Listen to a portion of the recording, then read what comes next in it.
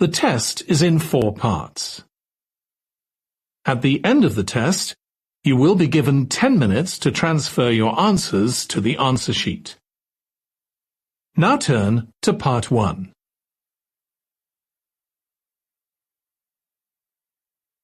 Part 1.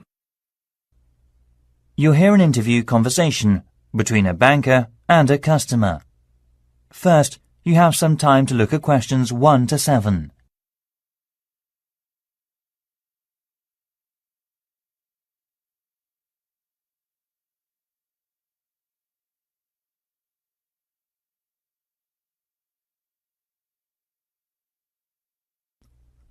Listen carefully and answer the questions 1 to 7.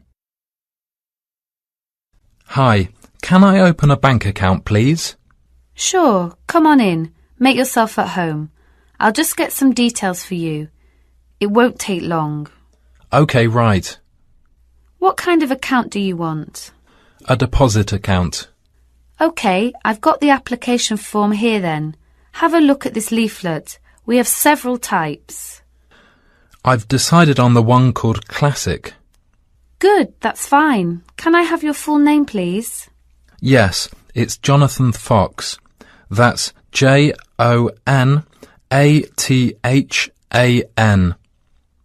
Oh, right. Thank you. And what's your date of birth, please? The 21st of January, 1970. Right. Do you have another bank account in the UK? No, not yet. This is the first one. OK, fine. And what is your address in the UK, sir? 10 Island House, South Quay. That's East London, isn't it? Yes. Near Canary Wharf, right? Yes, that's right. How long have you been at your current address? Just around 1 month, actually. OK, that's fine. Can I ask for a previous address? Sure. It's Flat 3, Canada House, Queen Street. Is that all? Yes. That's Edinburgh, isn't it? Yes. Edinburgh. OK, thank you. Do you have a daytime telephone or mobile phone number? Yes. I think the number of my office, it's 0207 235 6735. Would you like my home phone number too? Yes, please. It's 0204 675 1222. Lovely. Before you hear the rest of the conversation, you have some time to look at the questions 8 to 10.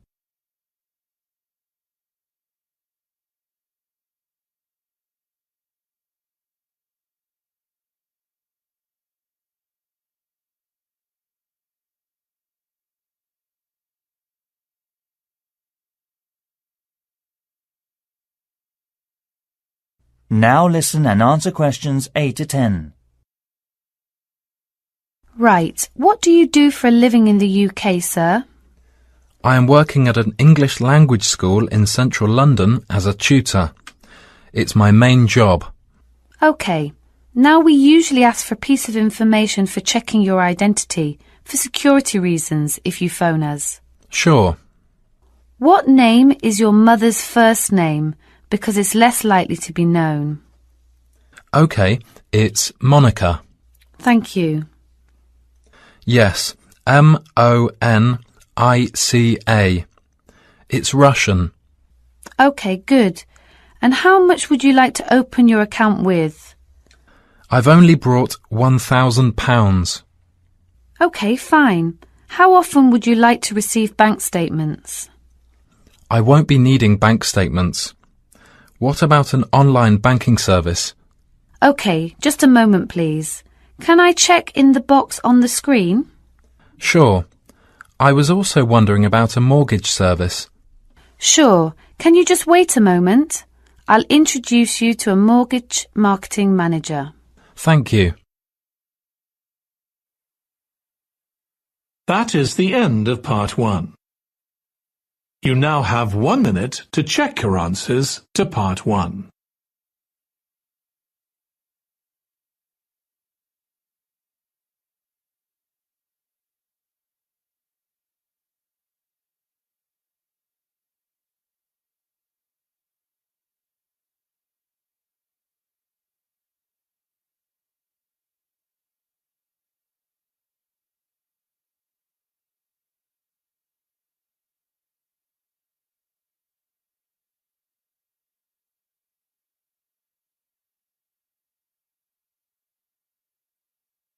Part 2.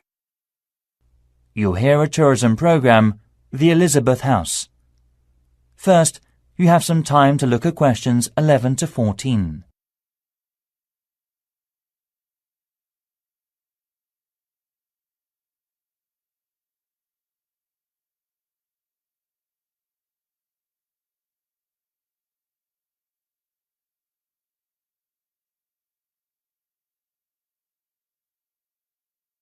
Now listen carefully and answer the questions 11 to 14. Hi everybody, good to see you again. This morning I'll tell you about the Elizabeth House in Canterbury, once home of the famous carpenter Jonathan Owen. He bought the house in 1965, although he had first seen it 5 years earlier. Actually, he was interested in the house as a traditional flat in England, and he paid £5,000 for it without a second thought, because of it having standard and regulation building methods during the Middle Ages in the UK. At that time, he had worked at the University of Canterbury as a head carpenter, who managed with a small building company. His professional success was abundant, but his family life wasn't so successful. His parents had suffered from diabetes and mental disease, and his brother Dan was ill with pneumonia. Moving to Elizabeth House, he started his new life. Jonathan considered the home a pure example of traditional East England country house and did some of his successful building structure work here. The backyard and garden of the house became calm and peaceful. The materials used to make the wall, chimney and roof were collected from the local area. Most of all, oak trees were in the front of the main gate. Before you hear the rest of the program, you have some time to look at the questions 15 to 20.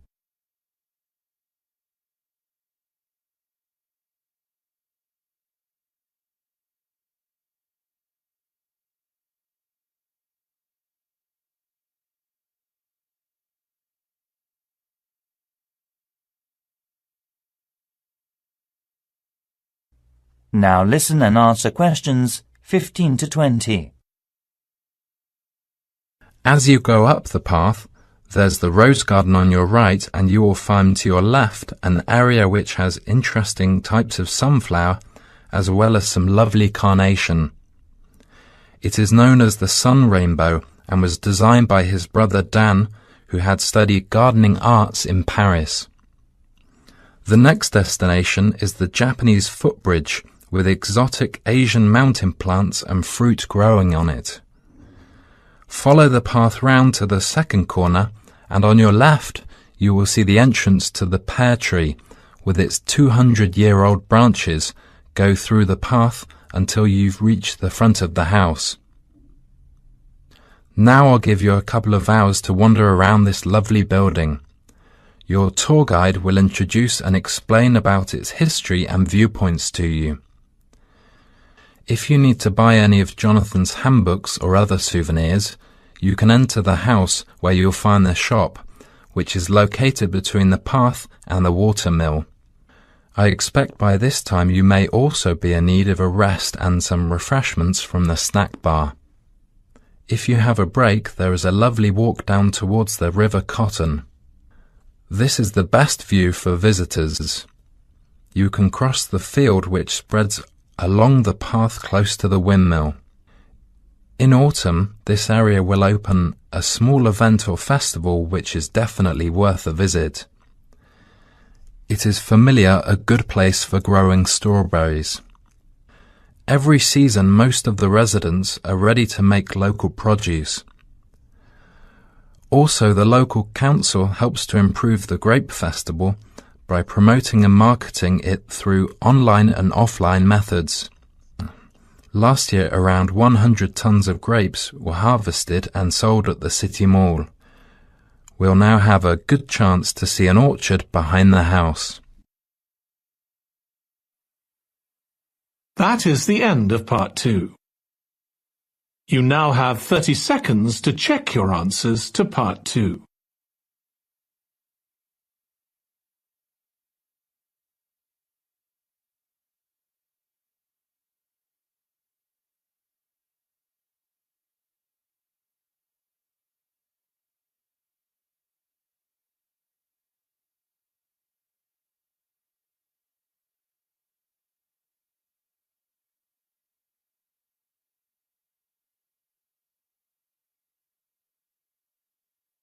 Part 3. You'll hear a conversation between students, Anne and David, about gallery marketing. First, you have some time to look at questions 21 to 24.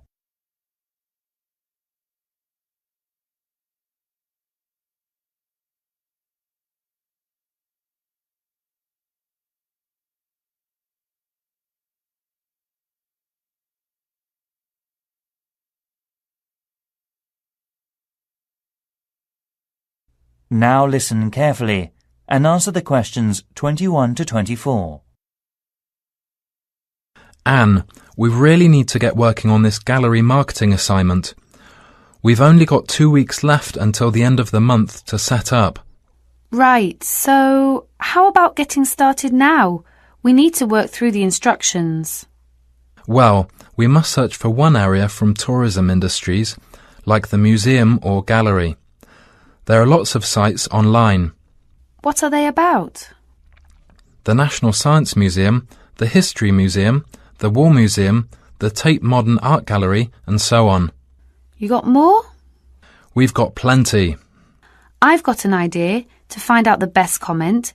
Coming this Friday, we'll get more information at the London Museum because it shows all the visitors' guidebooks of museums or galleries in the UK.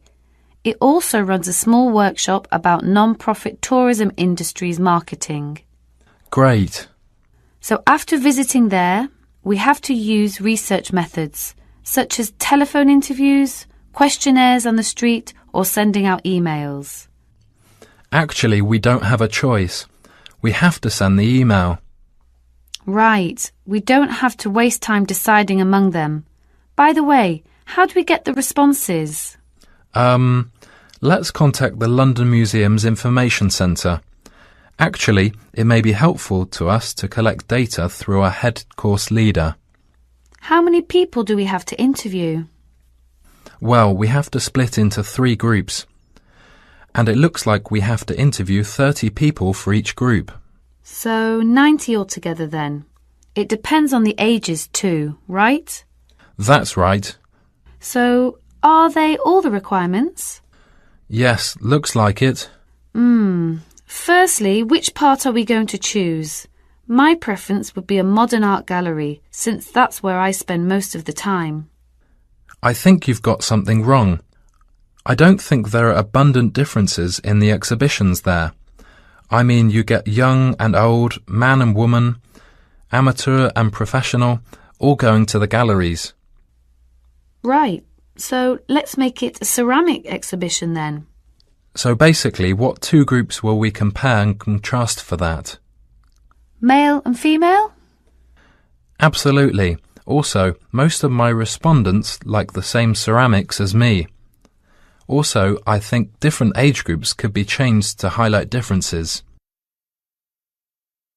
Before you hear the rest of the conversation, you have some time to look at the questions 25 to 30.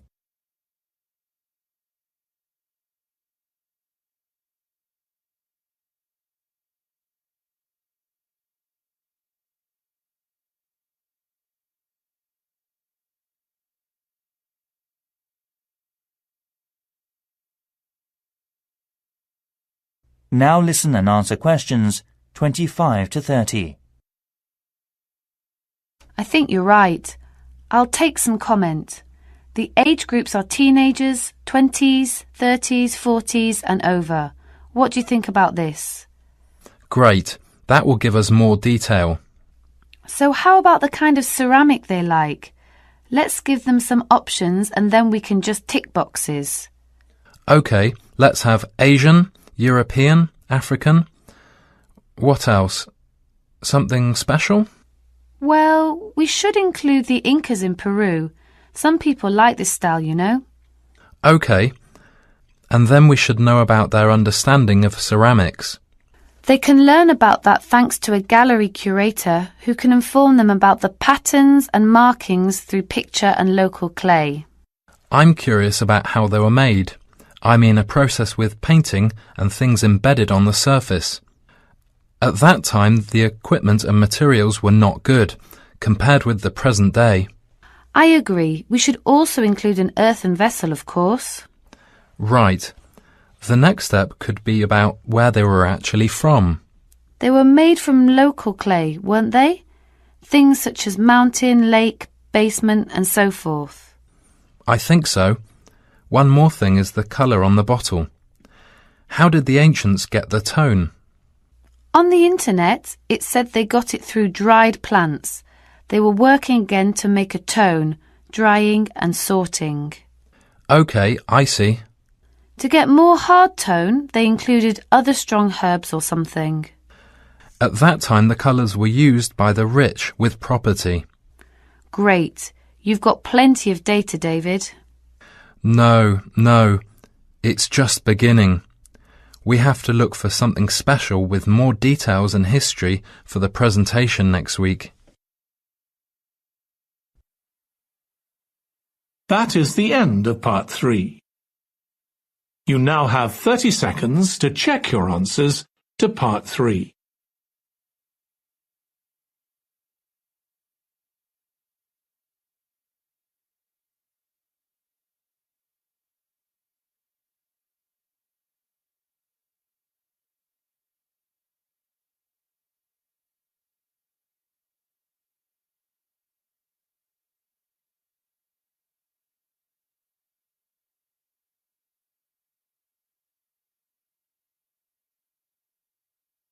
Part 4. You'll hear part of a lecture given by a waste recycle management's professor. First, you have some time to look at questions 31 to 40.